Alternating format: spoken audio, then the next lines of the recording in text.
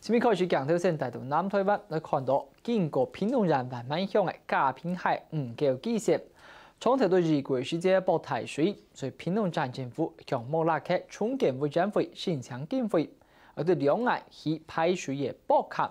我兩岸工廠甚至環保人士認為會破壞當地地質嘅生態，所以前天重建會建議召開了協調會。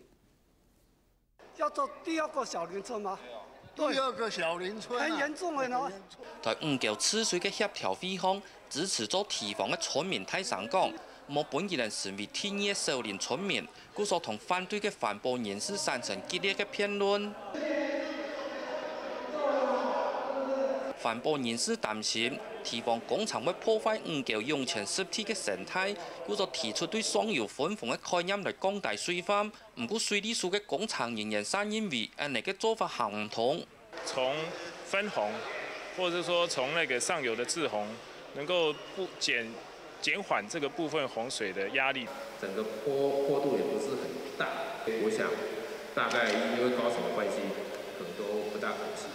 經過熱烈的討論，屏東縣政府同村民達成共識，由縣政府擴大整數河岸的土地，本堤防做得對兩岸來推縮，安尼路做得太多實體保存的目的。唔過環保人士也係堅持，實體冇應該做任何嘅工程。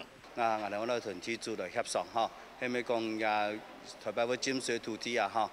全部幫人做河船啦嚇。我本政府人數啊，聽啊，冇辦法吧？按太快，而家天要比打俾你啊，我嚟講啊，講唔得啦。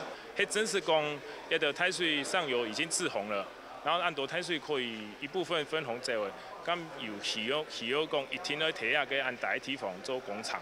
另外，屏東縣水利處還表示，堤防嘅施作嘅抽屜器材用最環保、最少破壞嘅方式來做，本是天然有嘅生態，唔會造成太大嘅破壞。客家新聞陳文廉屏東報道。